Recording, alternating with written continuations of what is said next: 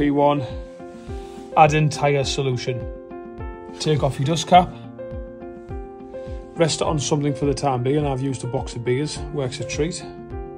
Once all the air's out the tyre, see it's flat and spongy, you need to break away the seal here. Once the seal's broke away, you see there you've got access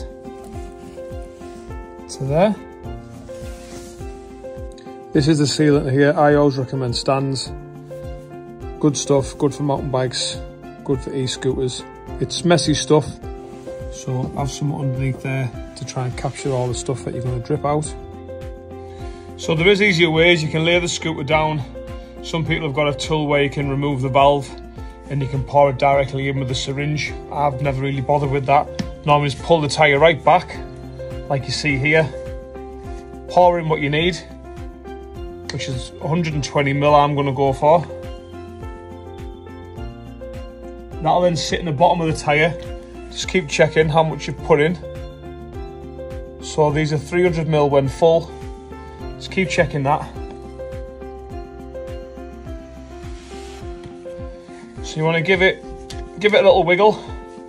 So make sure the actual tyre is back on your wheel. This liquid is going to move around freely inside there. So once you've done this bit, you need to pump it up.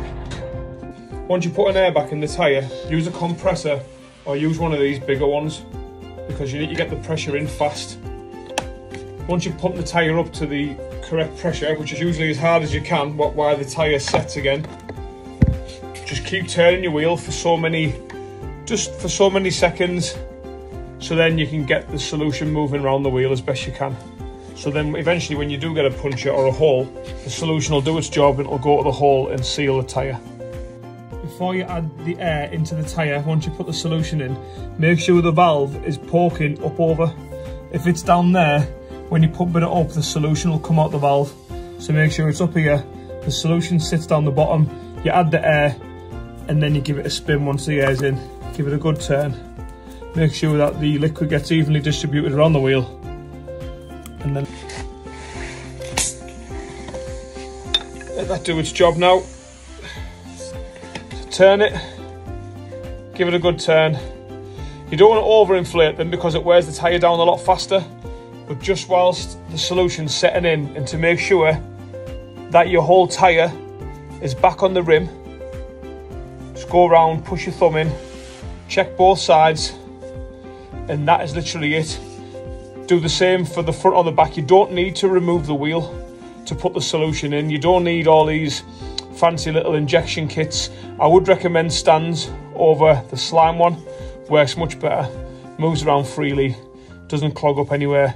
And they recommend that you change it every six months. Personally, I don't bother. Unless you start getting a lot of punches, you'll see it'll reduce and it won't work as good.